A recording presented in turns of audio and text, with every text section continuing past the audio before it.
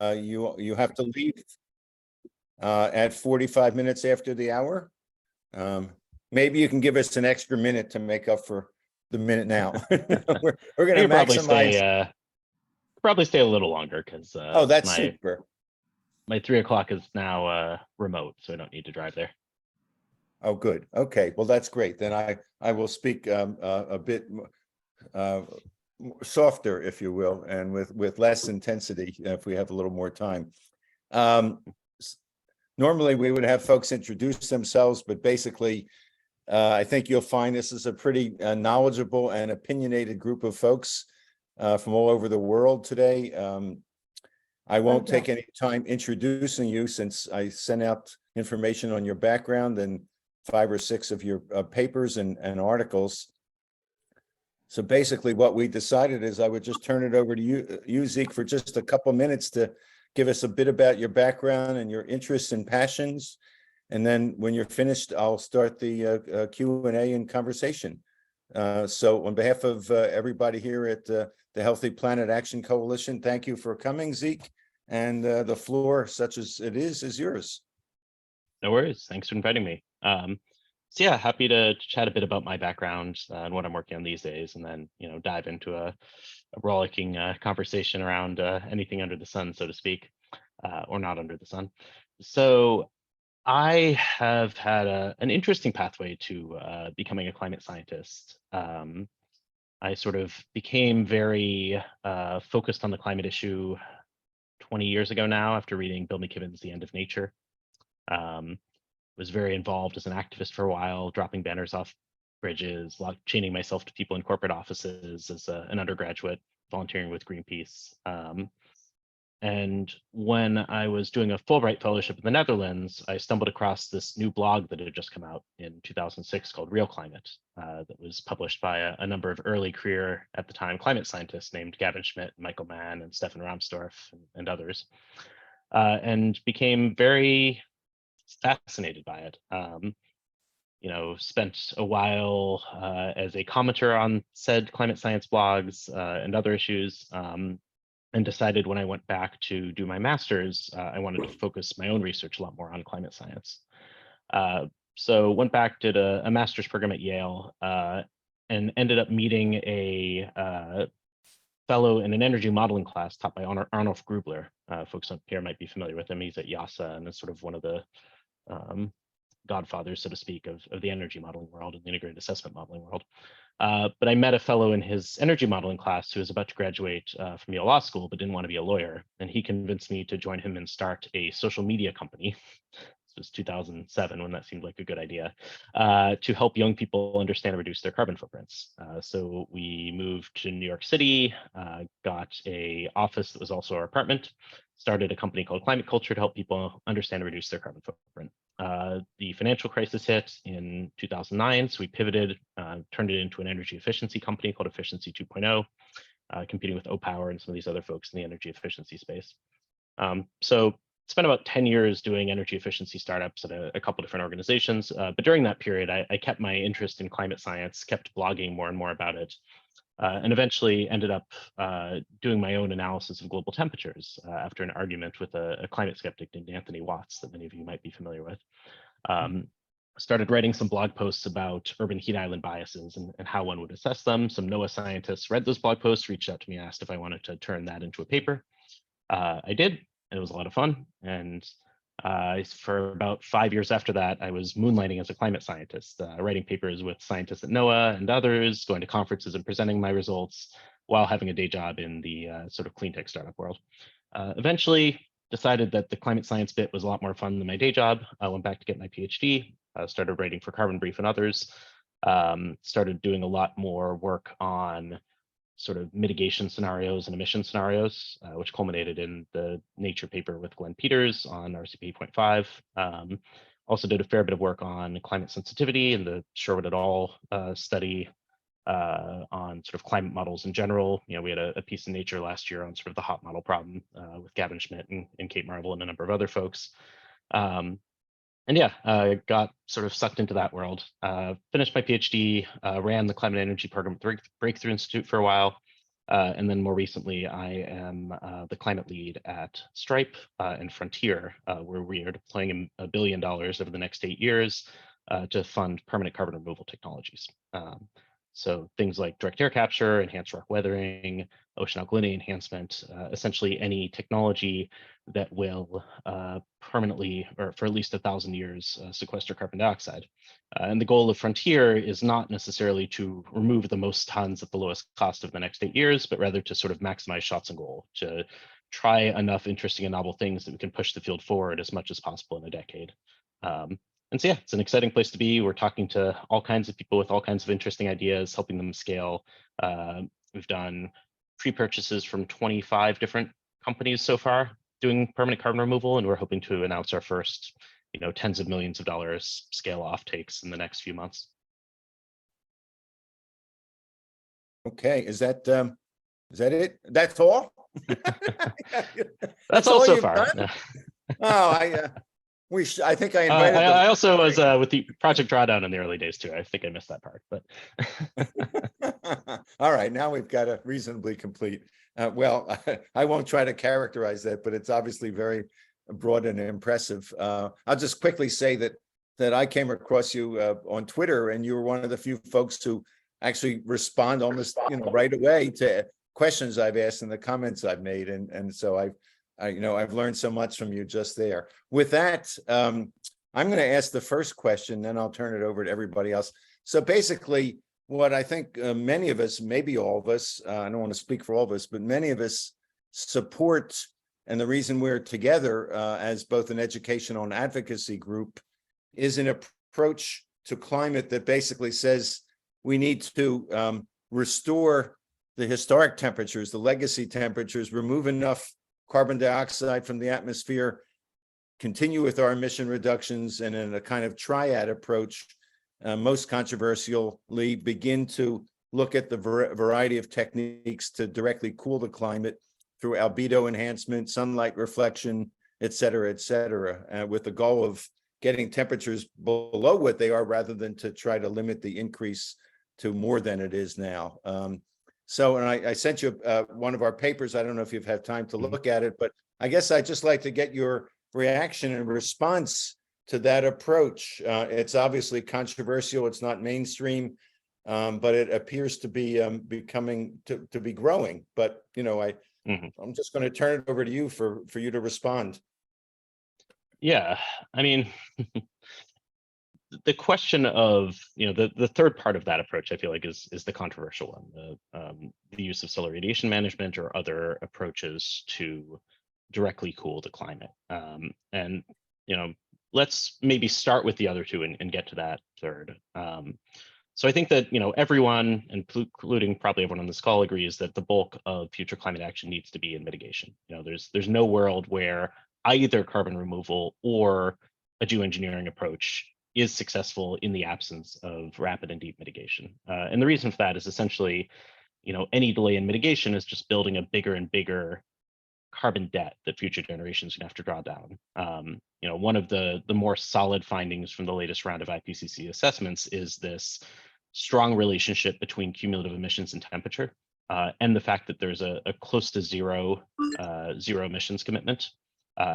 And the implications of that are effectively, even if we get all emissions to zero, the globe doesn't cool back down for many centuries to come, or even start cooling back down for many centuries to come. It takes thousands to tens of thousands of years or longer to actually cool back down after net zero emissions. And so you have to essentially take back out any CO2 you put into the atmosphere to reverse global warming. The challenge, of course, is that it is difficult to take carbon dioxide out of the atmosphere, and certainly difficult to do it in ways that remove the carbon commensurate, to the lifetime of fossil CO2. And why I say that is that most of the carbon removal that's done today is taking carbon from the atmosphere and storing it in the biosphere. That's quite important, but we should also be cognizant that biosphere carbon is very impermanent. Particularly given the likely impacts of a warming world on things like wildfires, on beetles, on soil moisture dynamics.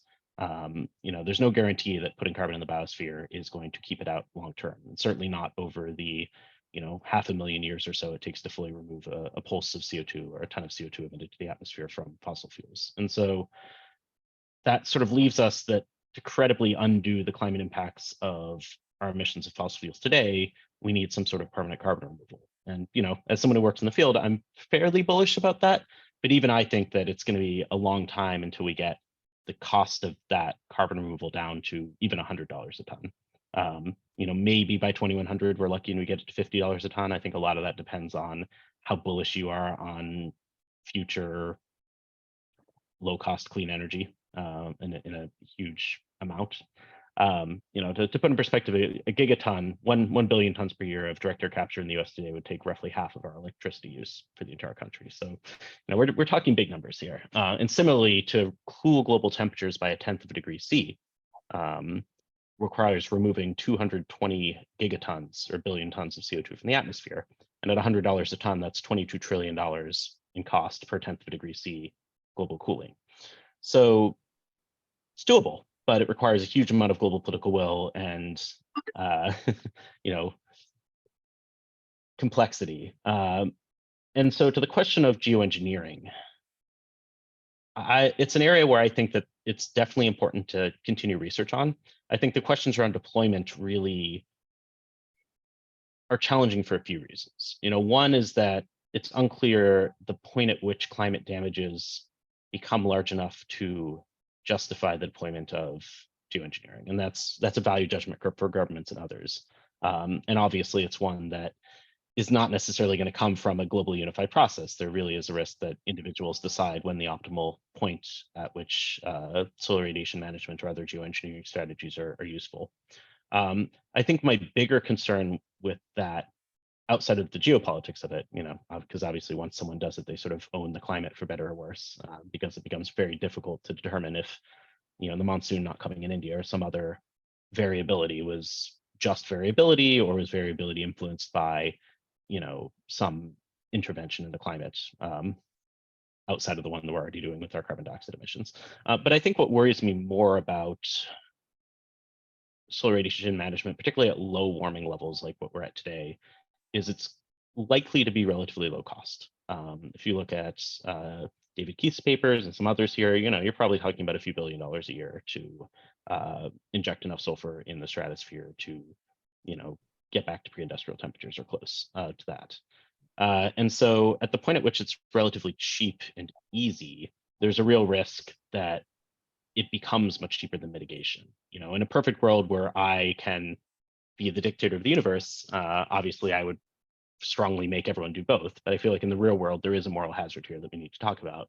And there's a risk that if geoengineering becomes cheap and easy, we're essentially leaving a larger and larger and larger and larger carbon debt to future generations that is going to be incredibly costly to clean up, again, at somewhere in the range of $22 trillion per 1/10 of a degree cooling. So if we could figure out some sort of system to avoid those risks, to guarantee that geoengineering or solar radiation management is only used to shave the peak off what would otherwise occur, and buy us time to deploy the level of carbon removal needed on top of very rapid mitigation, I think that's a reasonable scenario to pursue. I think right now we're not even in the world where we have the political consensus around very rapid mitigation. And so it worries me a bit to deploy geoengineering on top of that without getting to the point at which we have realistic commitments and actions by countries that put us on the path to actually get to net zero emissions in the next few decades. So anyway, that's a little rambling, but it's sort of my broader concerns about the combination of those factors. Well, thanks. From listening to your response, I don't think it would be unreasonable for me to assume that there'll be a fair number of people who may disagree with some of or all of what you said, but that's why you're here, so we can have this civil dialogue. But before we get into that, I want to ask Peter Fialkowski to ask the first question. Peter contacted me. He's the founder of the Foundation for Climate Restoration, and I won't say any more except the floor is yours, Peter. Okay, I'll put myself at the top of the screen, make it easier for people. Okay. Yeah, so Zeke, it's great to have you here. I love the fact that you've devoted your career to this and probably on for a few more decades. Are you familiar with the climate restoration field? In broad terms, yeah. In broad terms. Okay, good. So the idea is that we all want to leave our children a climate that humans have actually survived long term. A lot of people think it's impossible or at best unlikely. And that would be a CO2 level below 300 parts per million. And to do it while we still can, while our ecosystems, political systems, social systems are still sufficiently intact. And we generally call that the year 2050. And by setting a fixed point that is getting 130 parts per million of CO2 out of the atmosphere, or 1 trillion tons by 2050, it then limits the available options. And basically, climate restoration is based on the premise that any useful carbon removal has to be permanent and scalable up to 50, 60 gigatons per year. And it has to be financially viable. That if no one, as you said, if we're not going to spend a quarter of the world's GDP on it, so we should dismiss anything that's going to cost that much. And you're probably aware of the fact that we've had 10 ice ages in the last million years, where nature has actually removed 1 trillion tons of CO2. So we know it's possible. And then the question is, can we do it 1,000 times faster, given that we've got 1,000 times more engineers than nature does, and 1,000 times better economy than nature can harness.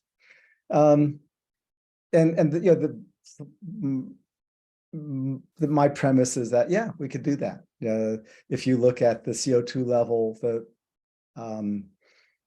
the Keeling curve after Mount Pinatubo, of course, there was a cooling, but separate from the cooling, there was also a permanent removal of 25 gigatons of CO2 that following year. So we know if nature can remove 25 gigatons a year with no engineers, it's pretty likely that we can do twice that. And that's sort of the premise of climate restoration, that we actually all want the same thing. There's no opposition. We have technologies that can do it and finances. And that what's missing is it's not restoring the CO2 level hasn't been on the table. UN in 1990, when they established the UNFCCC, said the goal was. Excuse me, Peter. I'm done. Because of time, Peter, can you begin to wrap up? Yeah, that was it. Yeah. So the premise is that the UN said we have to stabilize CO2. And in fact, what we need to do now that we've added another 25% CO2, we actually need to restore and stabilize. And so, is there any part of that doesn't ring true to your ears? I mean, I think that removing 1 trillion tons by 2050 while getting global emissions to zero at the same time would be incredibly ambitious. I think it falls in the realm of the things that, could we do it? Does it violate the laws of physics? No. Will we do it? I'm not particularly optimistic on that front, given the political will, even around mitigation today. But certainly, as someone who's helping lead an organization spending $1 billion on scaling these carbon removal technologies, I'm with you on the need long term to stabilize there. Hopefully we have the political will to do it as fast as you want. But it would be interesting to touch a bit on some of the technologies that you think are promising there. Because it would be interesting to compare that to what we are seeing in the field with companies today. Yeah. Well, I'll leave it to her how we want to do that. Yeah, let's move on for now. And if there's time, Peter, we can come back to the technologies later. So and Zeke, we can talk later. So I may not have the order exactly right, but we're early on. So let me just call on a few folks whose hands I see raised. Those of you who want to ask questions, please raise your virtual hand. and I'll do my best to keep track of the order. Brian? Yes, thank you. And Zeke, great to hear about the work that you're doing. I had a question because, over the past decades, we've certainly emitted enough tropospheric aerosols to be seeing a half a degree Celsius of cooling as evidenced by a lot of the peer-reviewed papers. So I'm curious about how, when it's a externality, it's allowed at the level of half a degree or more of cooling, and yet it's somehow not possible in other contexts. I'd be interested in your perspective on that from a historical standpoint. It's a good question. Obviously we've been geoengineering the climate with carbon dioxide for a couple centuries now, so it's not necessarily new. Again, I think that my concern is less that we don't do it and more that both, if it's done intentionally, there's strong governance around it, and that there isn't this moral hazard where it becomes an alternative to mitigation. And again, I think very few advocates of solar radiation management would say it should be, or none of them would say it should be. But I'm also worried that in a world where we can relatively cost effectively mask warming with stratospheric aerosol injections, does that reduce the impetus for the scale of mitigation we need, so we stop building up a bigger and bigger climate debt?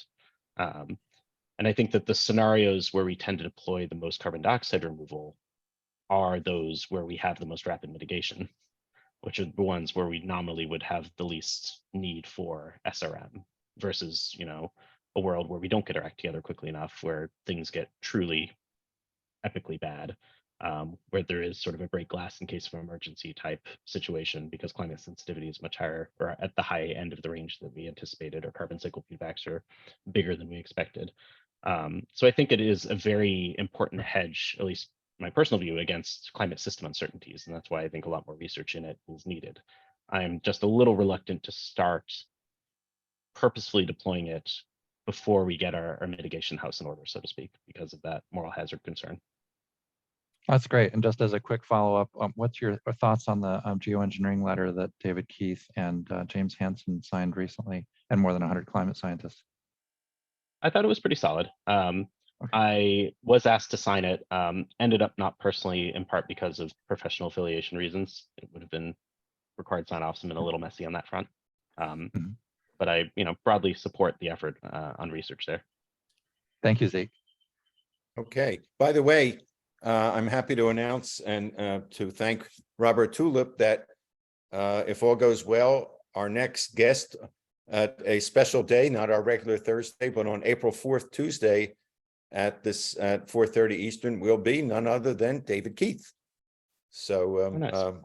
yes, and you're always welcome to come back, Zeke, in your spare time and join us. We always have interesting folks. Suzanne. Yes, I'm sorry, Robert Chris. Nice. Robert Chris, you were next. Hi, yes, great talk, very provocative. The issue that really that I'm most focused on is question of timing. So the message I'm getting from you, Zeke, is that the mitigation and abatement and greenhouse gas removal strategy is absolutely foremost, and that there is no future that doesn't involve significant reductions in greenhouse gases and in a long wave radiation management focus, and that we really need to work on that, and that you're concerned about the moral hazard aspect of any kind of albedo enhancement, because that might defer, undermine the effort on mitigation and so on. Now, for that to make sense to me, you'll obviously have a different view, which is what I'm trying to tease out here. It presupposes that there is sufficient time to allow the long wave radiation only policy regime to take sufficient effect to avert the danger of triggering the cascading tipping points that are often spoken about as being not much far beyond tipping up 1.5 degrees.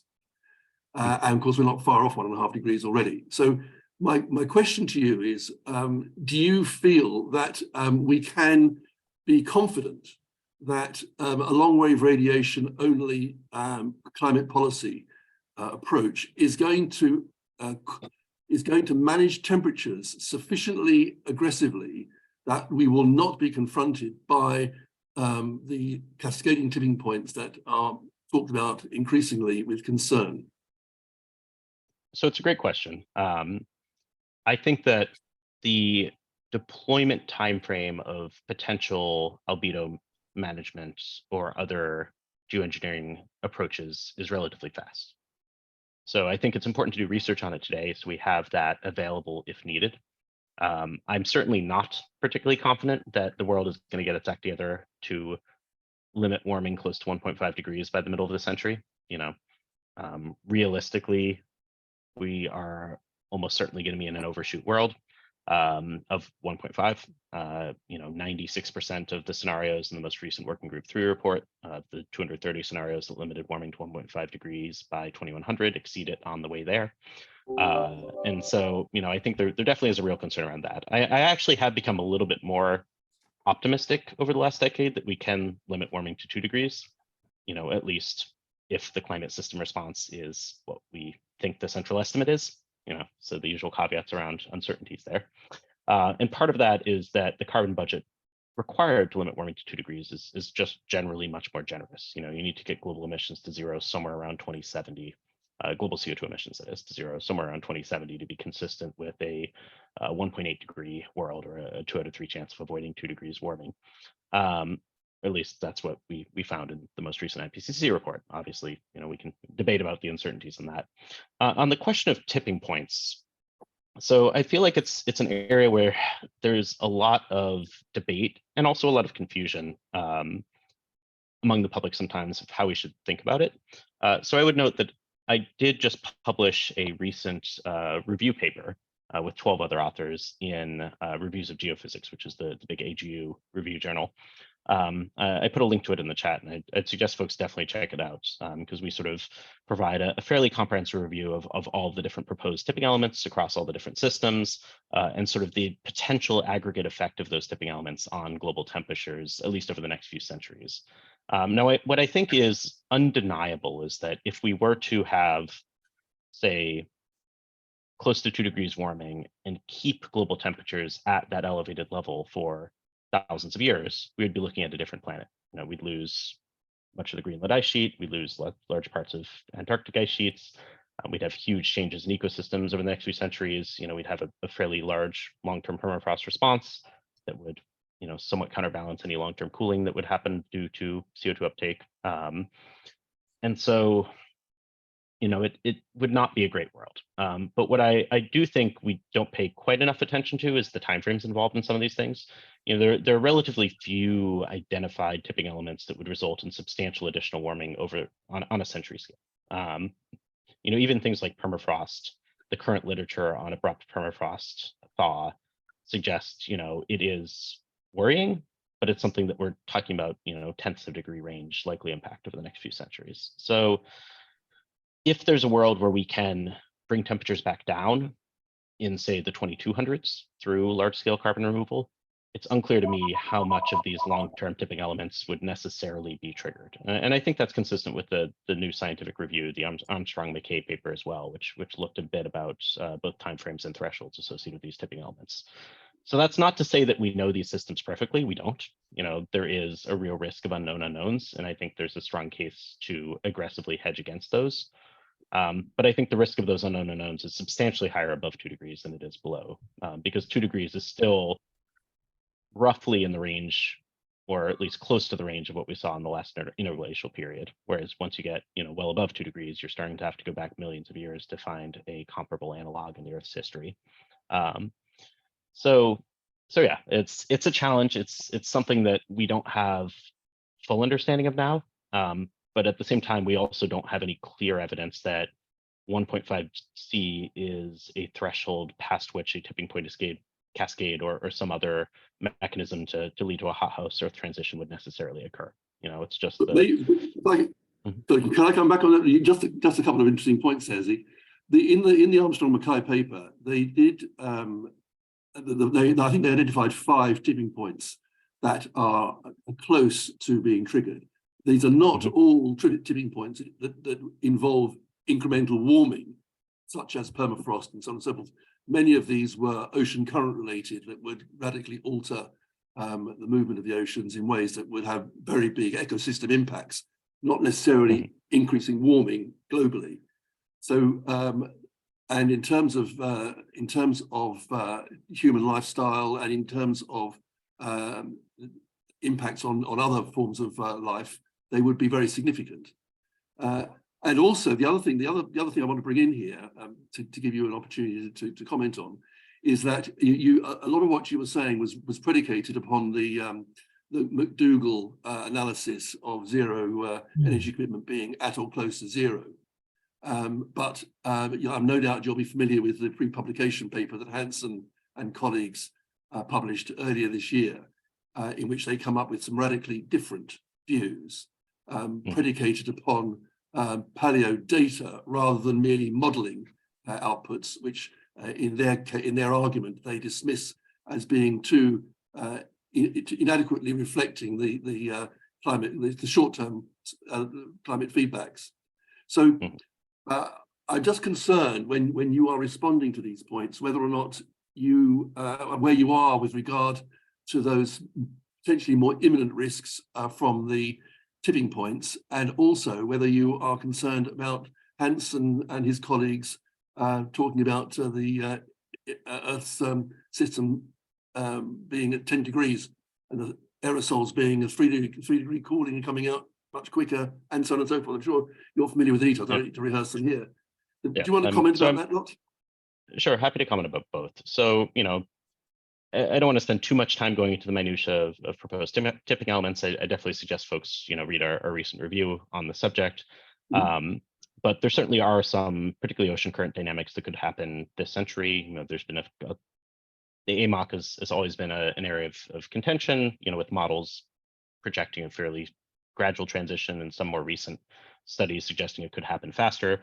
On aggregate, that would lead to a slight cooling of global temperatures, but it would have big regional impacts on rainfall patterns and things like that. And so yes, it's the global mean temperature response associated with tipping elements in the next century is not the only thing to index to. And like a savanization of the Amazon, or changing regimes of wildfires in boreal forests, or coral reefs collapsing, or the AMOC shutting down, would all have big impacts on ecosystems and subsistence of people independent of their global climate response they trigger. So I do want to acknowledge that is important.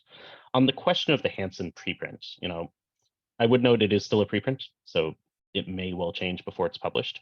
I would also note that the analysis they did was looking at the committed warming over millennial scales associated with constant concentrations, not necessarily what would happen in the case of a zero emission scenario. And the reason why there's an important distinction there is, once we get to zero CO2 emissions, you actually have a fairly rapid decline of atmospheric CO2 concentrations. If we went to zero CO2 tomorrow, we'd probably get somewhere around 50 to 60 parts per million decline in atmospheric CO2 concentrations by 2100 in most models. As there's additional uptake by land and ocean sinks as they sort of come into balance with the disequilibrium in the atmosphere that we have today. So there's this important difference between a scenario of constant concentrations, which assumes that the climate continues to warm up to respond to the disequilibrium today associated with current atmospheric concentrations, and a scenario of zero emissions, at which point the falling atmospheric CO2 concentrations counterbalance the additional warming of the oceans as the system reaches thermal equilibrium. So the Hansen paper is decidedly looking at the constant concentration standpoint, which models today would also say, yes, if we hold CO2 concentrations at 420 parts per million, we do end up with, close to a degree more warming over the next couple centuries. And then obviously, once you take into account Earth system sensitivity responses like albedo changes associated with ice sheet losses, you get much larger long-term warming. What I think is not well understood is the hysteresis associated with some of these systems. So if you're in a world where you have say warming over the next century, but you don't hold that warming constant for thousands of years as they do in the Hansen analysis, what impact does that have on long-term Earth system sensitivity responses? And that's an area I think we could do a lot more modeling.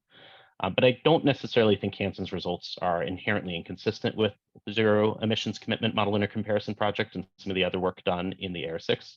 because I think they're fundamentally looking at different things. I'd also note that in talking to folks like Gavin Schmidt and others, they suggest that Hansen's estimate of long-term Earth system sensitivity is probably a factor of 2 higher than other folks in the literature would suggest. And similarly, the assessment in the paper of climate sensitivity based on paleoclimate data is, I think, a little selective in what it looks at. So in the Sherwood et al. Paper, the review paper we did on climate sensitivity a couple years back, and again, I'm not a paleo person, so I'm speaking a little outside of my personal expertise here, but we looked at a fairly wide variety of studies in the literature on paleoclimate constraints on equilibrium climate sensitivity, not just the last glacial maximum, but the Eocene and various other periods. And it turns out that of all the constraints we looked at, for observational process models, observational data for physical process modeling, paleoclimate actually provided the strongest constraint on very high climate sensitivity outcomes. It's hard to justify an equilibrium climate sensitivity of much above 5 degrees C per doubling CO2 based on the sort of consilience of evidence across the paleoclimate studies we looked at. Now, it may well be that some additional evidence has come out in the last 2 years that would change that picture. Talking to folks like Jessica Tierney, they don't seem convinced of that. But it very much is an evolving field. And so climate sensitivity is an area we think we have made progress in constraining, but there still is at least 10% chance that the high end of the range we gave in Sherwood et al., which again, was around 4.5 degrees C per doubling CO2, that the climate sensitivity could be above that. Or actually, we say that's about a 10% chance it could be above 5 C per doubling CO2. So there still certainly is the possibility of those tail risks. Anyway, that was very long-winded, but I think on the Hansen paper, let's wait till it actually comes out as a paper. But I think there's going to be a lot of interesting debate about it in the community. Thank you. I'm sure we could spend the rest of this session just on those issues. They're critically important, but we don't have the time. So I will turn it over to Suzanne. Thank you. And thank you, Zeke, for joining us today. I recently read Greta Thunberg's book and noted that you were a contributor to that. And I really appreciated the book for several reasons. One in particular was that I thought it made the issues of climate change really accessible for more of a lay audience and understandable in across a broad spectrum of impacts and issues. But given your background in Greenpeace and other environmental actions, and also the need for better mitigation, and different people have different,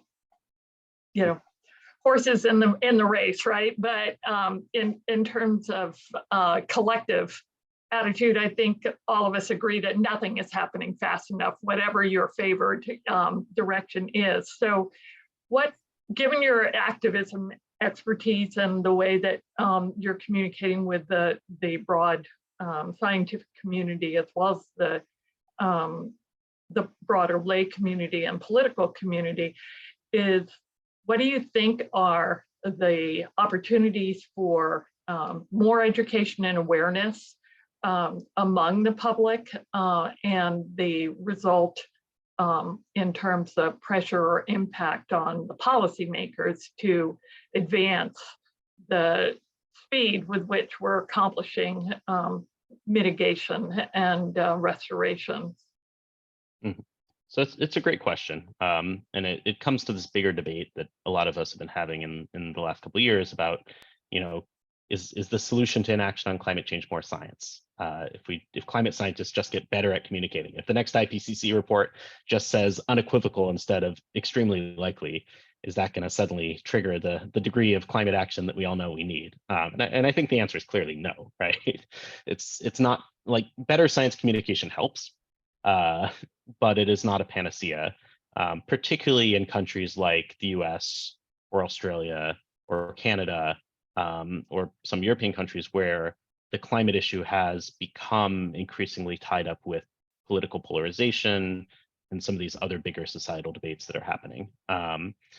There was a very interesting piece that Robinson Meyer put out a couple weeks back in their new publication called The End of Climate Science that I'll see if I can send a link around, but I'd suggest people read it because it's pretty interesting. He talked to me and Catherine Hayhoe and Kate Marvel and a bunch of other folks about this question of, what is the use of climate science at this point? And, again, there doesn't have to be a use of climate science, right? Like most science happens because of the advancement of human knowledge, not because of some outcome-based requirements. But at the same time, climate science has always been a very policy relevant field and one that has driven policy in a lot of ways, even if it's not quite as fast as we think. And so what we talked about in that piece is that, in some ways we are moving more from a working group 1 world to a working group 2 and 3 world, where the most impactful things for policymakers are going to be better assessments of climate impacts, particularly at a local level, getting regional climate modeling, all that stuff to work so people can better understand,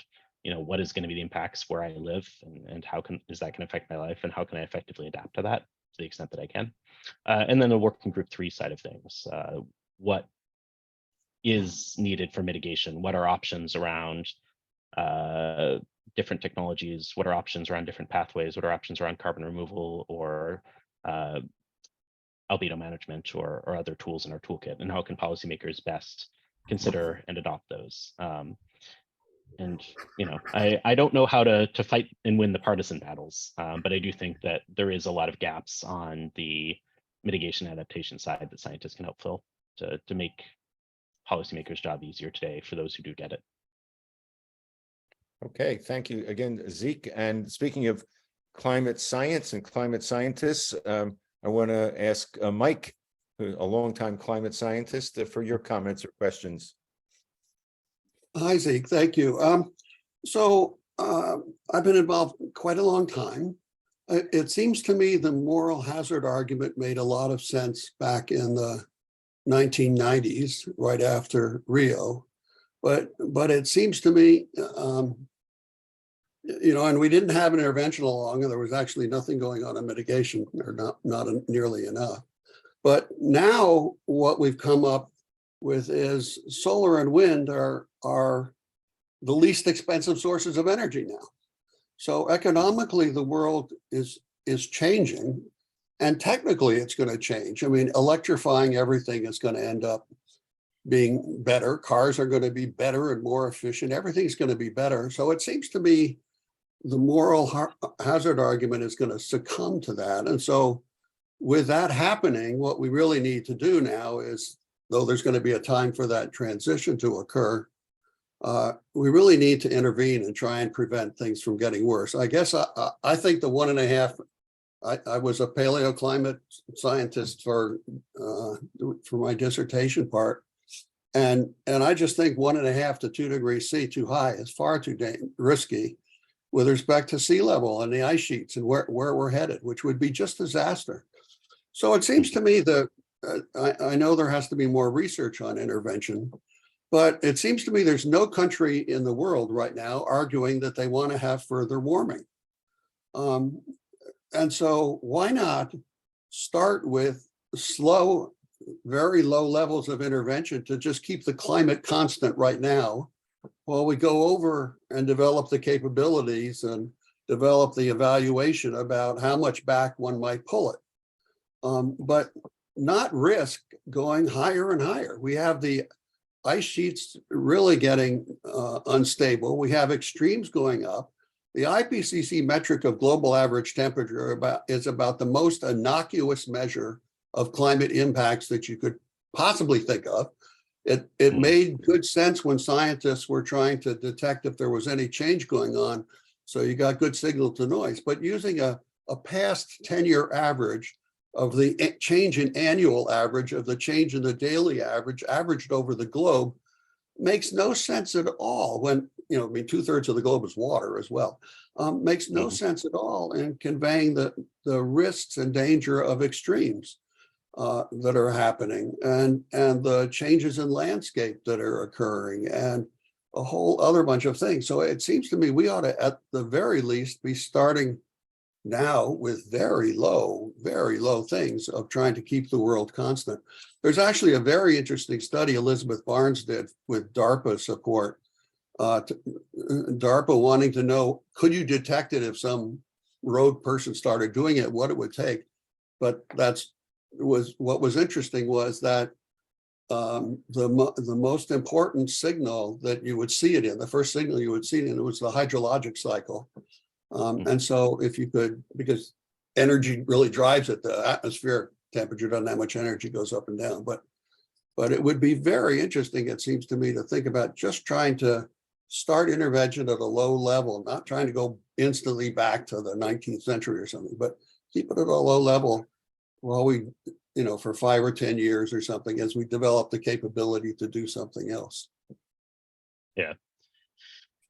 It's an interesting and challenging question. To your point around global surface temperatures, I like to say no one lives in the global average, even though all of our metrics are based on that. And so I'm very much with you there that we can do a much better job of communicating the actual climate impacts experienced by people. Global land is warmed by about 1.8 degrees C, while global oceans have warmed by only 0.8. And so, we all tend to live on the global land.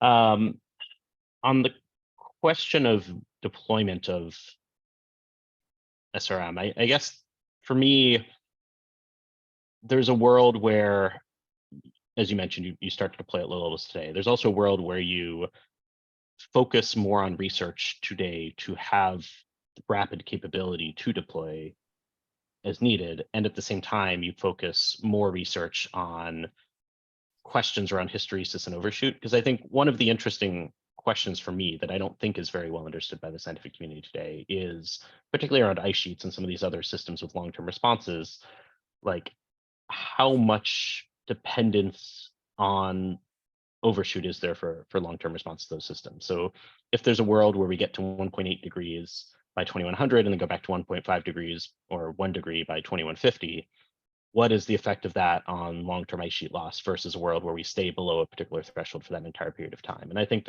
that area across a wide variety of Earth systems is important to help us better understand the relative trade-offs between near-term SRM deployment versus overshoot and carbon dioxide removal, bringing temperatures back down in decades to come. I think we all agree we don't want to. Yeah. I was just going to say, take the Greenland ice sheet. Coming out of the last glacial, sea level came up 120 meters over 120 centuries when global average temperatures went up 6 degrees C or so, on average. Okay, I'll go back to the average there. And that melting occurred because there was excess solar radiation in the summer. But in the winters, it was cold and the CO2 concentration was low. So the ice sheet could cool a lot in the winter to make up for extra summer warming. Right now, with CO2 forcing, it's all year round. The ice sheet never gets a chance to really cool. It's going to warm up. It's going to be very hard to cool back down.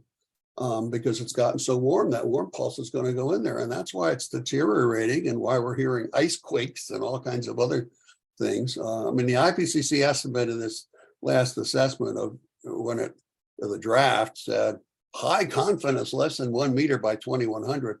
I don't know where they're coming from, on that. And there was a bunch of us that wrote in about that under Sir David's thing about it, about this crazy phone thing I have. No worries. But yeah, the sea level rise is definitely an area where if we have big reassessments in the next few decades, I would expect it to happen more there than on temperature response by 2100. I do think that there has been a lot of interesting work done by the community on marine ice cliff instability and reassessing that in the last IPCC cycle. Sort of DeConto and Pollard, obviously. They're believing in a cubic. They're believing in a cubic that as we came out of the last glacial, it goes up, and then we're going to have this flat space for a temperature. And we know at 3 or 4 degrees higher, we didn't have ice sheets in the past. So, it's belief in a cubic. In fact, they talk about Antarctic growing or something. It's been controversial through all of the IPCC assessments. So what did they do this time? They left it out. They left out the term of the ice sheet streaming. Unbelievable. So I just think there's a terrible risk, and it's fine to try and push for high scientific confidence, but that's not what society's based on. It should be based on avoiding risk. That's what it's been based on and why it survived. And I guess I just think you don't wait and then suddenly apply intervention. It's much better and more effective to start slowly and gradually build it up. than take a big dive down, which will be disruptive in itself. That certainly is a reasonable point. You know, on the moral hazard side, it's a tough issue, and I think that depending on how society treats it, it may or may not be as big an issue as we think.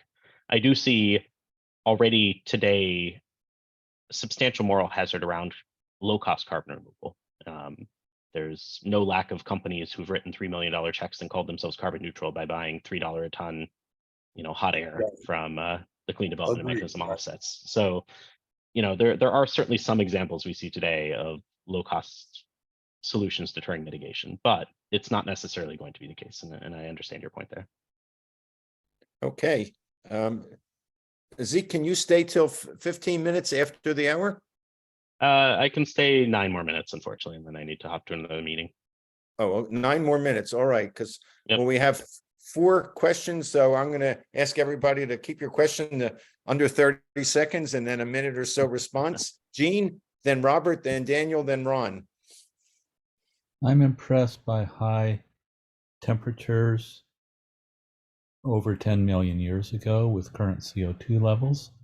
So I've looked at albedo effects, which have driven, as I look at it, about a third of the warming over the last 50 years, primarily less sulfur since 1979, less snow, and less northern sea ice. I'm curious, or I don't get how that CO2 levels will go down fairly rapidly once we get to net zero. I see how they would stop accelerating, but I don't see why temperatures would stop accelerating, but I don't understand why CO2 levels will go down more than, say, 1 gigaton per year from rock weathering. Yeah. So it's a good question, you know, from what happened in the distant past. So today, the oceans and the biosphere are taking up about half of the CO2 that we emit. The airborne fraction is, you know, 44% or so, and that's been relatively constant. And so if you look at the behavior of those sinks over time and how they respond to increasing CO2 in the atmosphere, you know, they sort of behave fairly proportionate. You know, there's Ravel factor for ocean CO2 uptake, which obviously is affected by the partitioning of DIC associated with surface pH. And then for the biosphere, there's a bunch of countervailing factors like CO2 fertilization in some cases, like increased wildfires and soil moisture loss in other cases, but they balance out to likely a net biosphere sink. But the biosphere is just hard.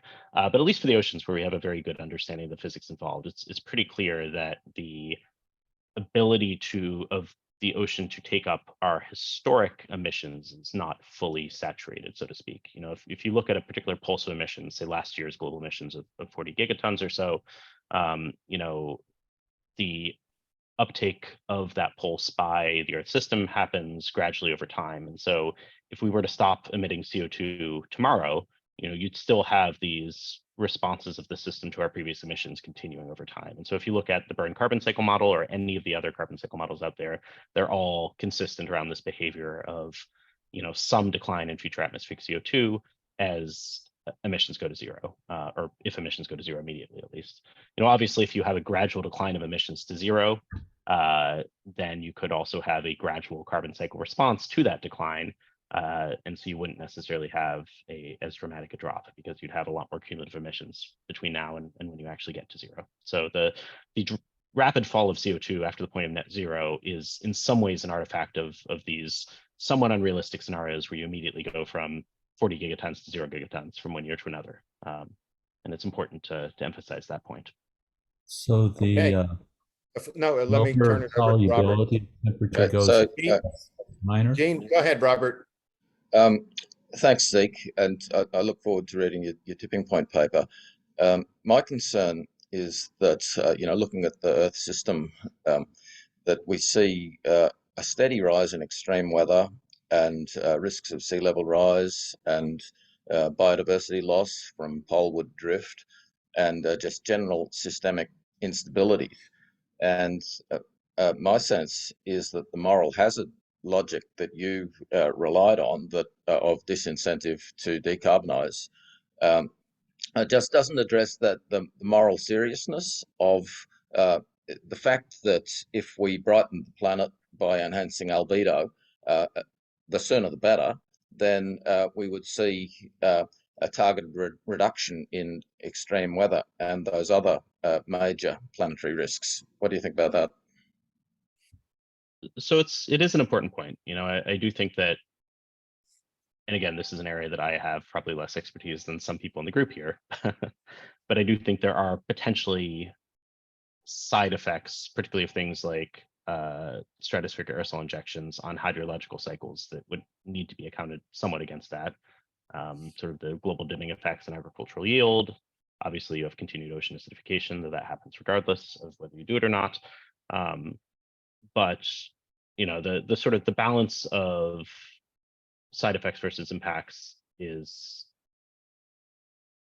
something that is going to evolve over time. It's probably still net positive today, certainly net positive as we get to higher levels of warming. Yeah, it's a tough question. I don't have a great answer to it. But aren't the risks of not geoengineering worse? Robert, Okay. let me just, I want to try to get everybody in before Zeke leaves. Daniel? Hey, hi, Zeke. Yeah, quick question. There's a tipping point, which I actually missed the beginning of the talk, unfortunately, but the tipping point, which would be as a result of the impacts on agriculture from even 2 degrees, which would be so disastrous. I mean, I did some research from Friends of the Earth on various impacts, everything from pathogens to impacts on cattle from extreme temperatures increasing. And basically, we've already, this year we got a sort of second year of severe drought in parts of Europe, including northern Italy and Greece. That we know that the food system could lead to a social tipping point. Basically, if you've got the vulnerability of multiple regions with severe drought getting extreme heat on top of that, it destroys crops in a huge way. And on top of pathogens and those sort of things, which would be affected by even above between 1.5 and 2 degrees. So that would then, I think, lead to a tipping point socially, because food price rises already have a destabilizing effect on countries. I mean, we know historically the French Revolution, when people couldn't get bread, and that's a tipping point, which obviously is not the IPCC's job to go into politics and things like that. But I think that's a danger that we face far before even the ambitious 2050 targets. We've got to protect our food system, which is very vulnerable, even between 1.5 and 2, I think. Yeah, it's an important point, and I feel like we don't have perfect understanding of agricultural impacts at those warming levels. The literature, at least as summarized in Working Group 2, is fairly variant, and there's a lot of heterogeneity in terms of the responses. Like high latitude regions can see some benefits. Certainly the tropics get hit much harder. And then there's this broader question of how that coincides or doesn't coincide with the continuation of the long-term increase in yields associated with, the Green Revolution and improved agricultural practices, selection of higher yielding crops, et cetera. How that all balances out, I don't know. And I think there are a lot of important risks there to take into account, particularly as we approach, a 2 degree or above warming level. Okay, last question. Appreciate you being able to stay. Zeke, Ron, quickly. Yes, thank you, Zeke, and I'm sorry we're all kind of piling on. You've gone into the den of opponents here, or at least people advocating a certain viewpoint. I'm an economist, and I am extremely concerned about the both the social lift and the social tipping point.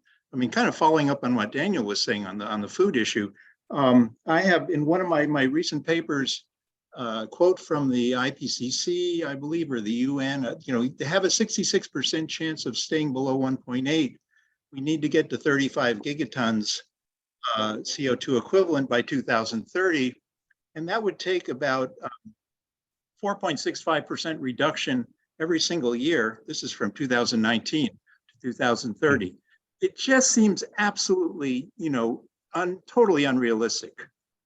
Just completely, given, especially now with the Ukraine war and everything else. I mean, it's such a heavy lift. And I think, climate scientists, I mean, I appreciate, I'm in this group with all these climate scientists, right? I appreciate, the brilliance and all the tremendous work and really important work that is being done. But I don't think you have a realistic perspective. I mean, the community, not you personally, but just, of the social policy. I mean, politicians cannot, I had the example of Ecuador where the president wanted, okay, give me some money to offset the oil revenue from drilling in the jungle. Nobody did it. And so now they're drilling in the jungle. And that happens over and over and over again. We just, it's a short-term versus long-term problem. So my sense is the moral hazard is actually the other way around. The thing we can things from unraveling is to try and cool right away. That's relatively easy. It's relatively, as you point out, and instead of posing that as a great hazard, that's the opportunity. That's the way that we, try and maintain some kind of stability and ability to do the really important long-term stuff. So I just would be interested in your take on that, because I just, the political end of this is just so, and that's why I think everybody's getting depressed. It's like, nobody's doing anything. We're not going anywhere near as fast as we need to. There's a reason. It's because it's really, really hard to do that. In a minute, I think that we do underappreciate the difference between 1.5 and 1.8 and 2 or 2 in terms of the remaining carbon budget. You're talking about the difference between 400 gigatons and what was the number off the top of my head? 1,200 gigatons, or the difference between less than 10 years and 20 plus years of current emissions. And so it's still hard. Like 2 degrees is not going to be easy, but it's not impossible like 1.5 is, particularly in a world where we've seen such rapid progress. The world's invested more in clean energy than fossil fuels last year. We spent $1 trillion globally on clean technologies, and that's up from 700 billion the year before, which is up from 500 billion the year before that. Like, stuff is changing very quickly. Is it going to change quick enough? Probably not. Certainly not enough to limit us to 1.5 degrees, maybe not enough to limit us to 1.8 degrees. Is there a world where we need sort of a bridge of solar radiation management on top of that? Possibly, but anyway, I have to run, unfortunately. But thanks everyone, this has been a pleasure, and I'm sure we'll have many follow-up discussions on these issues. Thank you so much, Zeke, and we'll definitely invite you back. And let's stay on, unless you have to leave, the rest of you, because normally we go until half past the hour or so. So I guess what I'd like to do first, if there are any folks who aren't usually regulars here who would like to introduce themselves, please do so. If not, we'll just basically open it up for debrief, thoughts on what Deke said, follow up, anything you'd like to chat about relative to what our last hour. Anybody? You're also blown over by what he's. Well, I think following up on what something Ron about said, agriculture. Sorry. Yeah, just briefly on what Ron said, I think there's an opportunity to have a deeper application of the precautionary principle, and that is specifically, why would we venture further into uncharted territory with respect to temperature or CO2 when we could keep the wheels on the road, so to speak. And that deep application of the precautionary principle is somewhat akin to, would you really put your child on a plane that had 1 in 20 chance of crashing? Because that's certainly what we're doing at the present time, if not worse. And so I think those deep applications of the precautionary principle is something that we could use to appeal to scientists around the world in these situations. And by articulating that clearly and concisely, we've got the opportunity to engage with, I think what would be a moral hazard to not act. Robert, Chris?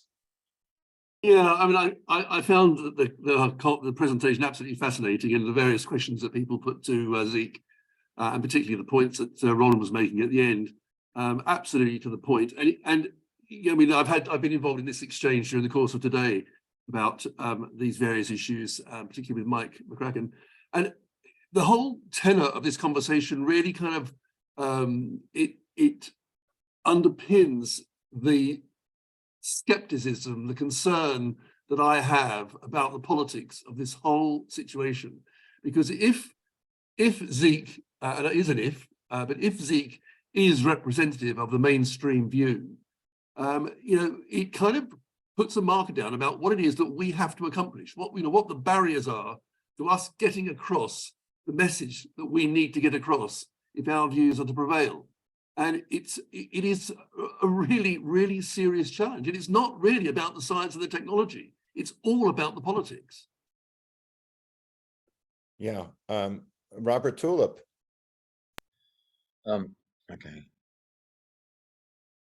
Look, I want to back up Robert Chris's comments that here we've got Zeke quite confidently expressing an alleged scientific consensus that that many people find implausible, but the argument for its implausibility has not been equally made in the peer-reviewed literature, and I think that that's the importance of Hansen's paper. So following the debate, and I do find Ben Ballard's concept of the thermostat just really valuable. Just this question of the underestimation of committed warming within the zero emission commitment literature, and Zeke mentioned unknown unknowns, and I think that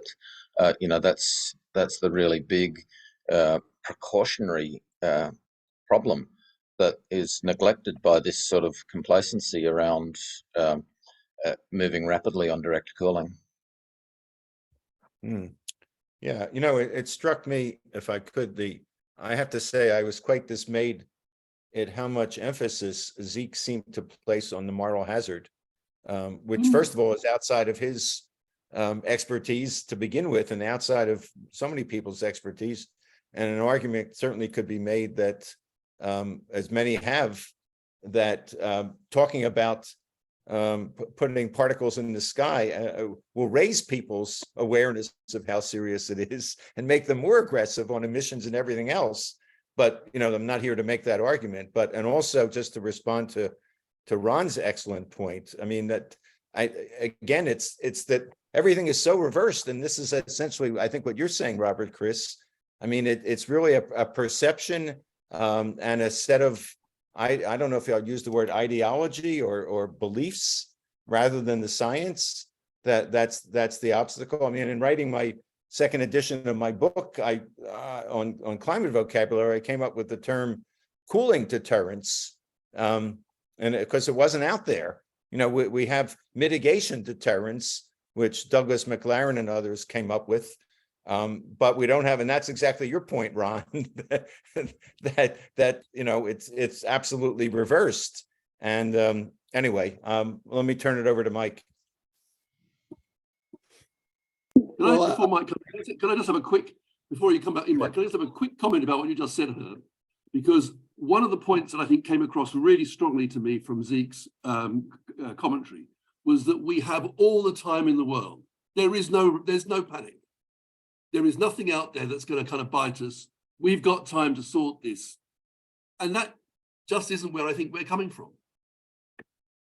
Yeah, and even if I could, this sense that he has that, not to pile on him when he's not here, but that we could sort of pull the cooling switch almost instantaneously, to break the, as opposed to, the SAI paper that was recently written that talked about 10 years just to build the aircraft to do it, whether that's right or not. I mean, it's the lags are anything but instant. Mike.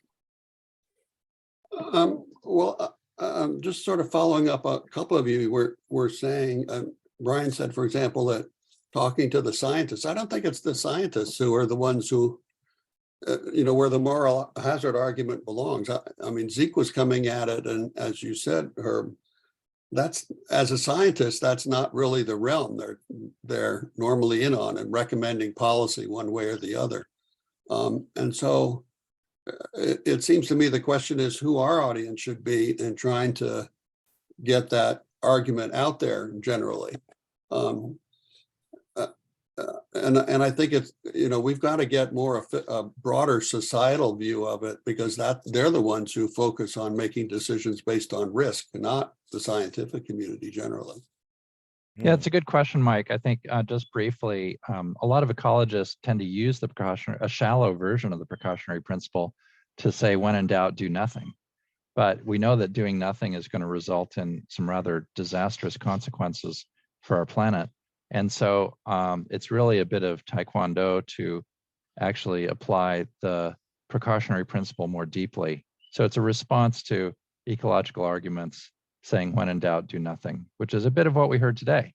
You know, and so there was something that went around. I can't keep track so much as going around about that. There was quoting out of the Framework Convention and what it was saying about precautionary principle, which was also saying that science shouldn't hold back just because things aren't certain. Yeah, that's actually Rio Sections 15, 1992. Don't let scientific uncertainty be a cause for inaction. That's a 30-year-old thing now, and we're still not acting very, very actively. Jonathan? I really do think there's been there was reason not to go into climate intervention back in the 1990s, early 2000s, when there was no commitment being made by the countries of the world or anything to do mitigation. So it was valid back then, but the countries have now committed to that, and the technologies have now come along that are making it possible. It's going to take time, as Ron was commenting, it's going to take a lot of time because there's a lot to do.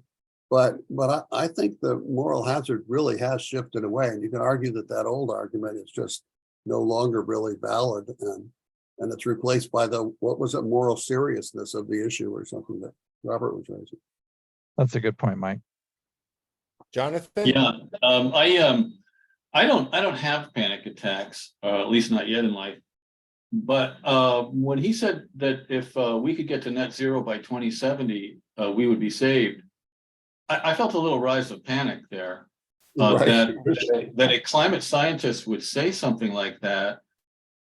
I thought we were so far beyond that at this point. I mean, the idea that there's some sort of carbon budget and all this stuff about it's all going to be okay as long as we stay within a carbon budget, or we get to net zero by some year like 2070. I mean, we are past so many points now that saying something like that is so dangerous. Like, what if there's an audience that hears that and then just calms down and goes back to business as usual?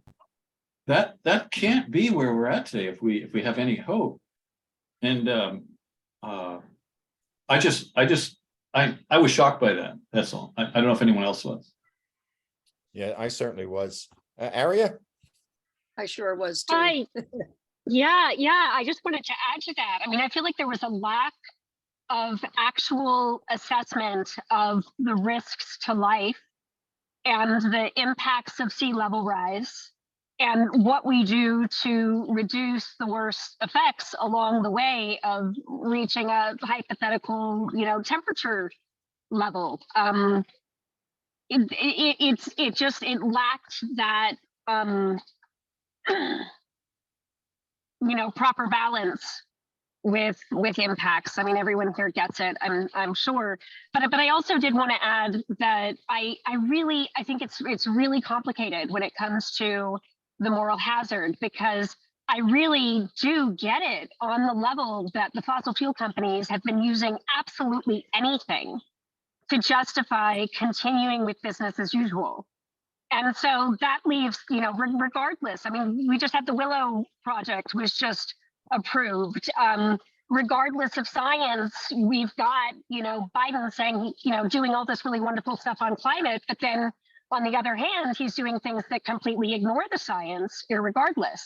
So it's, and that's where we end up getting back to legislation and governance and how we have to use the political system to be able to support the kind of action that's actually necessary, that it's the political system in and of itself that is not functioning properly to respond to the science. So just wanted to add that. Thanks, Aria. Mike, did you want to speak again? I just wanted to say something about the Willow project. I have a hypothesis about what happened and what it means. what Biden was faced with the fact that he was going to lose in court, given the arguments he did. What he was able to do was get it down from 5 platforms to 3. So the worst case is not quite so bad. And then by not going to court and having decisions based on the government decision, he left an open field for environmental groups to go to court and raise all sorts of issues that he couldn't raise. And so I'm sort of thinking that what they did was sort of set it up for the environmental groups to go in and try and stall this through legal things, which is going to take a while. And by the time that gets settled, it's probably going to be an uneconomical project, And so I'm not. I mean, I don't know if it was intentional, and I've tried to check it with a lawyer of whether they might do that. But I think if he had gone to court and lost, it would have been much harder for environmental groups to come in afterwards and raise all sorts of new arguments and make the case.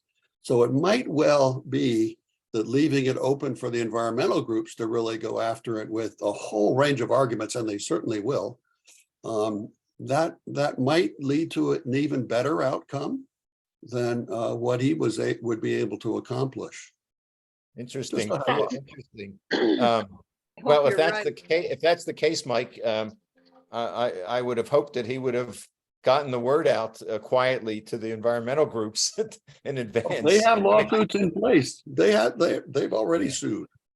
Yeah, well, I'm just saying in terms of the public protests and the the environmental community ready to vote against him or sit home in 2024, et cetera, et cetera. That's all. In other words, if he had a more sophisticated strategy, he should have communicated that to the leaders of the environmental community, or maybe he did and it didn't make a difference. But, I mean, well, you still need all these objections and the protests and everything. I mean, you need all that.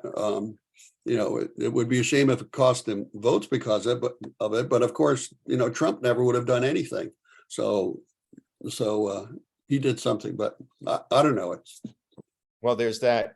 Are there other comments, debriefings on Zeke's presentation and the back and forth we had with him today? Anything? Well, I think Jonathan, I'm sorry.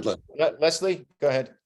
Yeah, I do feel that perhaps he was really ignorant of the many options that are available besides the big hammer and, of SRM. And it didn't feel like the right time, that we didn't have enough time to just try to educate him thoroughly, but maybe somebody could follow up with the 17 options we've got for cooling and such to let him know that there are other options out there.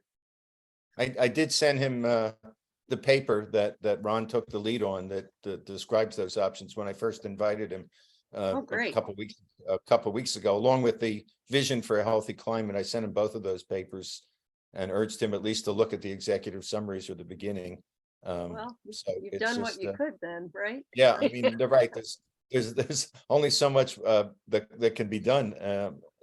But by the way, if people have any other follow-up suggestions or ideas with either with Zeke, or if you have any other folks like Zeke that you feel would be helpful to see if we could bring in for a similar conversation, please let us know.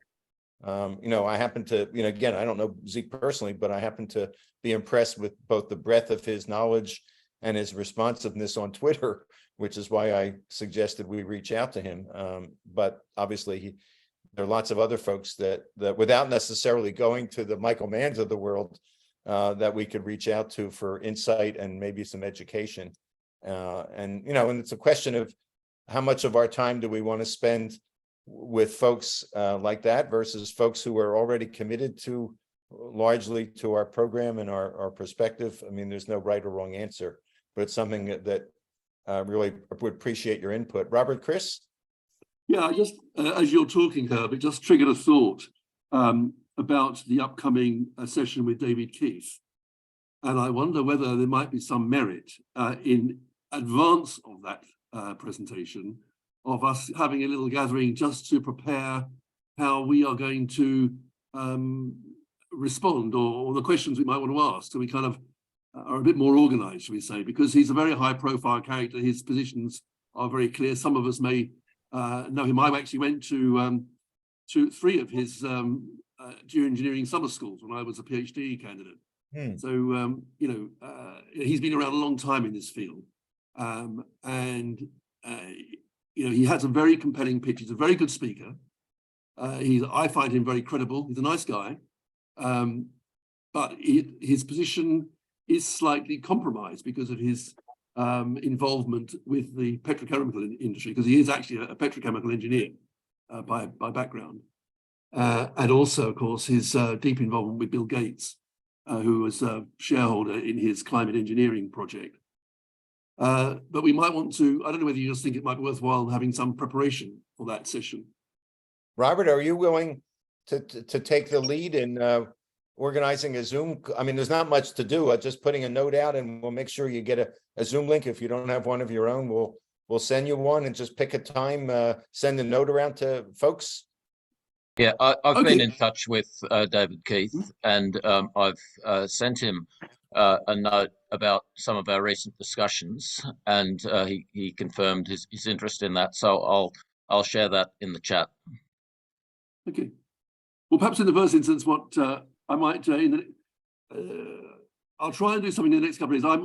I'm in a slightly difficult position immediately because I'm about to head off to Dubai for a month early next week. Early next week. Not my favorite destination. I have to tell you, just to excuse myself, I'm only going there because I have my son and his family live there, so I'm going to see the grandchildren. So that's the reason for going. It's about my 10th visit, and I have to say that I heartily hate the place, but I have no alternative but to go. But anyway, so we're just kind of going this weekend. So I've got all the final preparations for that lengthy trip in hand. But once I settle there next week, I might be able to pay attention, give some thought to this. Okay, all right. And if not, we can just communicate via email. And you know, and we've got 2 weeks less, 2 days. We have 12 days, I guess, till David is with us. Ron? Yeah, I'm sorry. I just the point of we keep forgetting this. I just wanted to let everybody know that we've had two other people who have agreed to serve on the HPAC steering committee, and we would like to formally elect them. And that is Julia Swain. Some of you may know she's been at many of our meetings, and Mike McCracken. So hopefully, you know, I will. If there are any objections, hearing none. They are on the steering committee, and of course, you know, if any of other, you know, if you are interested in serving, we can always use more help. But we keep forgetting to do that, so I just wanted to do that. Thank you. Those both sound like great additions. Terrific. Yes. Is there acclamation for Mike and Julia? Put your thumb up or otherwise smile. Okay. Here, right. here. Here, here. Congratulations, Mike. You're probably saying, oh, I need this like a whole man, right? But good, we made it public, so you can't get out of it very easily. Let me ask Ben. Yes. He's on mute. Go ahead. I just wanted to thank everybody for all the responses to my proposal on the thermostat analogy, which I guess at the end I said, well, maybe it's not such a good thing. And I realized from what Zeke was saying that part of the reason for my thinking that, which may be not valid, was his pointing out that the transition to zero emissions immediately, you know, in my analogy, kind of implied that CO2 levels or greenhouse gas levels would then stay fixed at that point. And he pointed out that they would probably drop down, in which case it would be the equivalent of not leaving the thermostat setting the same. So the analogy maybe wouldn't hold true. I'm not sure what to do with that or where to go from there, but I can use people's guidance if they still think it's useful. Okay, Leslie? Dan, let Mike respond to that because I think. Oh, did you want to respond to Ben, Mike? Go ahead. Yeah, well, I mean, that whole argument that it would drop 50 or 60 parts per million is if you go suddenly to zero. Because then you're going to take up some of the last emissions. I don't think it'll go that far. I think there's a lot of controversy about it. But as he said, if you go down gradually, it's not going to drop when you get to net zero. It's not going to suddenly, you know, 2 years before when you have 2 gigatons or something, and then you get to zero, it's not going to suddenly go down 60 parts per million. That's just all a result of a paper that sort of said, what happens if you go to zero right away? Well, right, and that's not going to happen. I mean, it's a nice hypothetical, but it's not going to happen, and stuff. So I just don't see why they're even talking about that notion. It's going to take a long time to go down. Right, but my analogy, you do lose. I mean, if you were talking CO2e, which is interesting. I mean, because the short-lived species will go down, but they'll be going down along the way. And indeed, the concentration will probably peak before we get to net zero, because there'll be some uptake going on for even low amounts. So I thought that was a sort of baffling thing to come in and be saying. Right. Can I just add to that, Mike? From the point of view of communication with the analogy, it's easier to explain the analogy if you have this totally ridiculous hypothetical case. It might be easier for the public to understand. Al Gore have to think about Gore used. We've just got a couple of minutes left. And anyway, we can talk about that. Could I just raise that Daniel's had his hand up for quite a while and hasn't had a chance to speak. So and it depends if we want to continue past the half hour. Yeah, you can stay on. So anybody wants to stay on, we'll just stay on. If you need to drop off for dinner or breakfast or lunch or whatever, go to sleep, please do so. And thanks for coming. Daniel? Yeah, actually, my original point was on agriculture again. It was something that slightly frustrated me with what Zeke said, but I've just put a point in this chat about what Mike was saying about the obviously the parts per million don't go down, about Stephen Salter's point that due to change in the partial pressure, a lot of CO2 obviously is 40 times more in the ocean dissolved. I don't know if he means in the upper ocean, would be released if we went to net zero anyway, which I thought, I don't know if there's much peer-reviewed backing for that, but that's something I'd never come across until Stephen Salter mentioned it recently, and it seems to literally blow out of the water a lot of the credence for, you know, thinking that net zero is somehow like going to be a great, you know, a great tipping point in the right direction. So that was a point I just wanted to say in response to Mike's point.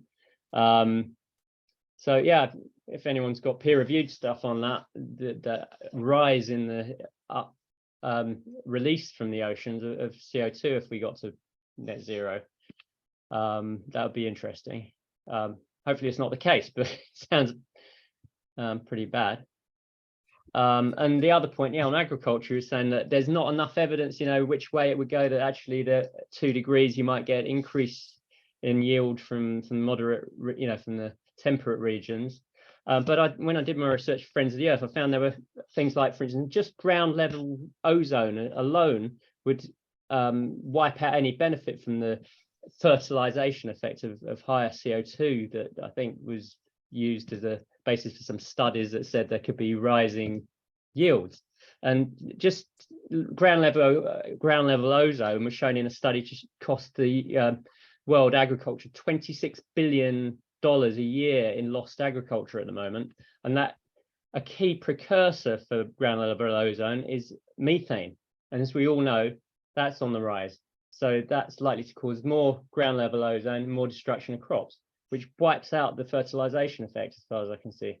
But Zeke was like, oh, there's some studies, you know, and we looked at it, show an increase and it could be maybe a good thing. So that's almost a disincentive for people to even decarbonize, because I think, oh, actually, you know, more CO2, more crops. Okay, Africa's going to suffer, but they do anyway. We can just send them food aid because we have much more crops in Canada or in Europe. It's not the case. The droughts that are getting worse in those temperate regions, as we're seeing because of Arctic amplification, or the other things causing the temperature extremes and the droughts to get worse are not resulting in these beneficial agricultural situations in these areas. Anyway, that's my rant.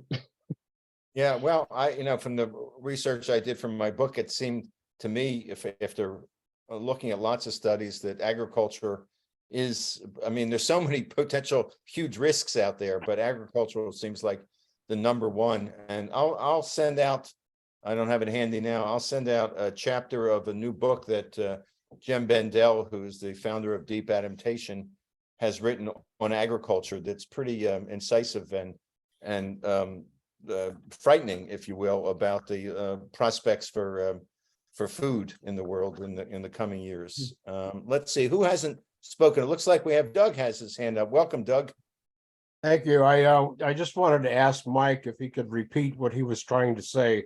He got drowned out, and it's very important to hear what Al Gore had to say, I believe.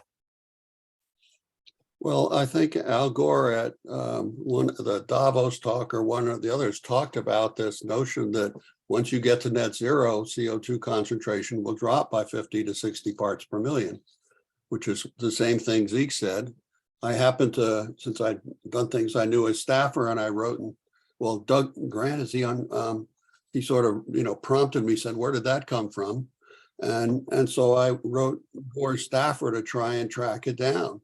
And he referred me to Drew Shindell, and I sort of had an exchange with Drew, and Drew said, well, that's a misinterpretation, I think, of what he said. It's this issue, if you go to net zero suddenly, yeah, you're going to have some continuing uptake to try and get the airborne fraction balanced out from previous years. But if you're going down gradually, then all of that will mostly have occurred, and there won't be much of a change by the time you get to net zero. So I continue to be baffled by some of the statements that come out, and I'm not quite sure why Zeke was saying that, because he tries to straighten various arguments out about whether you're having concentrations constant or going, or they're going to go down again. So.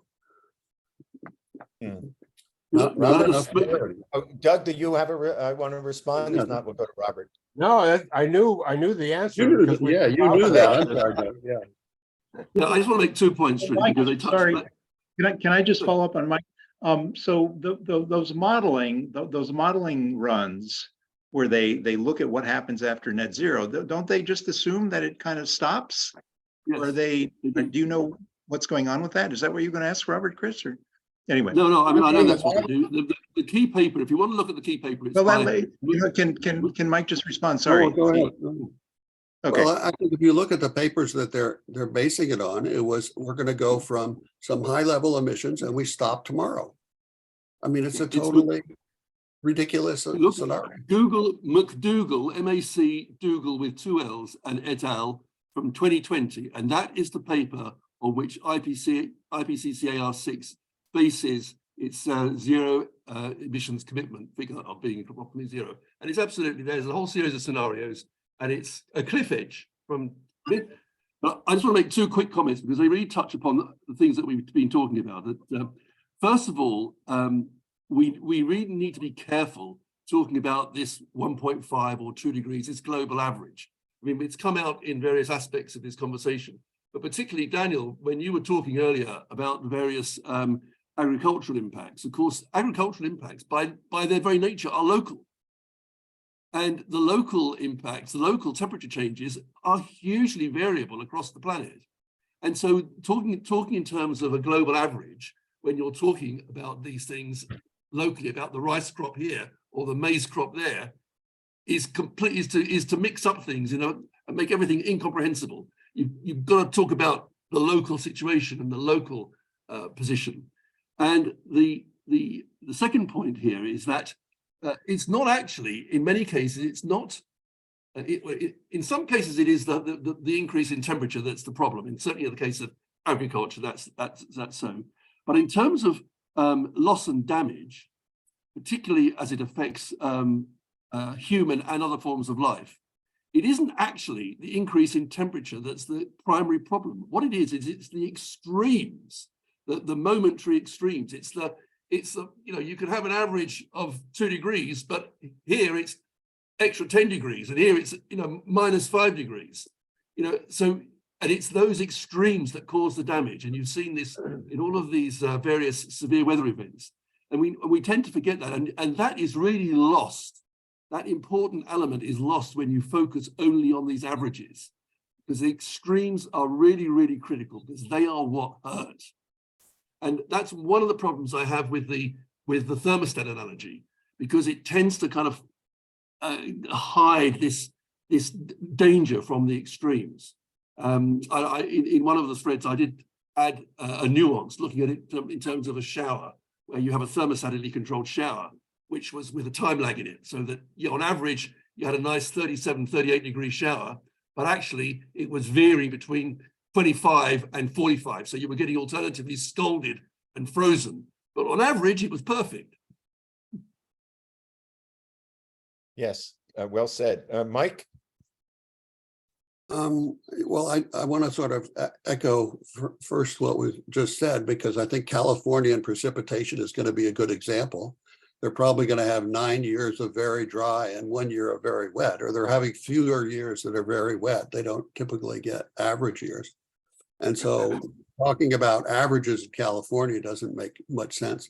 But the other thing I want to come back, Daniel, to your comment, it's sort of a pet peeve of mine, is using the word drought for what's happening in these regions. I mean, broadly, what's happening with global warming is the subtropics are expanding, and you're sort of getting an aridification of the area. I mean, it's a long-term trend. Drought implies to me, oh, it's sort of a random variation. It's down for a few years, you come back, as opposed to sort of a permanent change where there are a greater and greater frequency of very dry years, which is sort of aridification. And you respond to those two kinds of situations differently. If it's just variation, well, I'll build a bigger reservoir and hold it for the next time it comes or something. If it's a gradual aridification, you have to think about, well, do I change what I grow, the crops, or maybe I can't grow anything, or you have to build desalination plants, or you have to worry about pumping enough groundwater or whatever. But there's different kinds of responses. And I think calling it drought is something we really ought to be very hesitant about. It's more aridification, though people don't know what that is, but it's going to really endanger the agricultural region. I mean, if you look at Australia, the storm belt that goes across southern Australia has moved pretty much south of Australia. And so they're losing, right? I mean, we have some Australia, I mean, and it's losing precipitation in the agricultural belt. That's not something that's sort of random. It's a expansion of the subtropics. And so one has to respond. Maybe they'll start growing with more precipitation in the north. They'll start growing there. I don't know, but our problem in Australia has shifted to extreme floods. So like the town of Lismore was destroyed, and several other towns largely destroyed by flood. And so that factor that you said of aridification is one side. We thought we were in that when we had all of the bushfires, but now, and looking at the likelihood of El Nino creating a whole lot of stored up warming that's been masked by the La Nina effect. We could suddenly see a jump back to higher temperatures, but it raises this broad problem of extreme weather that I just don't think it can be addressed by a carbon-based approach to climate. We really need an albedo-based response to manage extreme weather and some of these other big risks that are just being neglected. Jonathan? Right. Yeah, I'm in California, and I'm been obsessed with the weather last, years, of course, but just daily, last few months. I don't know if you've looked at the global picture. We've got 3 more gigantic vortices across the Pacific lined up, ready to hit us, with another either mini hurricane, which we had a few days ago. It was 80-mile-an-hour winds on my property. I have my own meter. Luckily, that was an excellent test for a lot of my structures that were outside. They all came through with flying colors. But 3 of them, and then behind that is probably more. And then you can even see, if you look at the temperature of the ocean, you can see the warmth starting to come up at the coast and covering that pool section that was the La Nina. So you can see the El Nino starting to form. And I mean, at an intuitive level, I'm thinking last year's agricultural season may have been the last, what do you want to call it, normal or productive one in California. We could be in a situation of flood for a bit here. And, you know, of course, it's a big agricultural production area. We got some really weird weather coming in. It's like this, we might have turned a corner, actually, for the weather pattern on the West Coast for several years. And so this whole thing about talking about 2070, it's almost like looking at a spreadsheet for an economist, and he's playing with little numbers like, well, if I put 50 over here and 20 over here, you know, no, you can't do it that way. You've got to look at what's happening on the ground. That's all.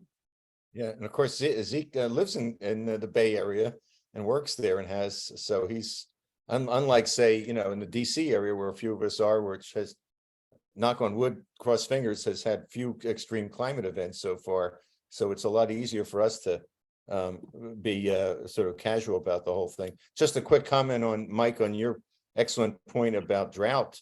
I mean, when I'm writing my book about climate vocabulary, and it struck me that is an inappropriate word. I couldn't come up with anything great because I didn't spend enough time, but I came up, they're pretty lame. I came up with precipitation paucity.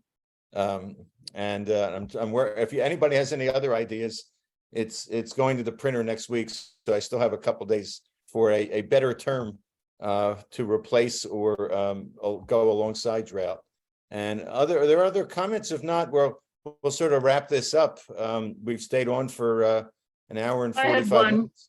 Go ahead. I was just following up on what Jonathan said, as I live in the Sacramento Valley of California.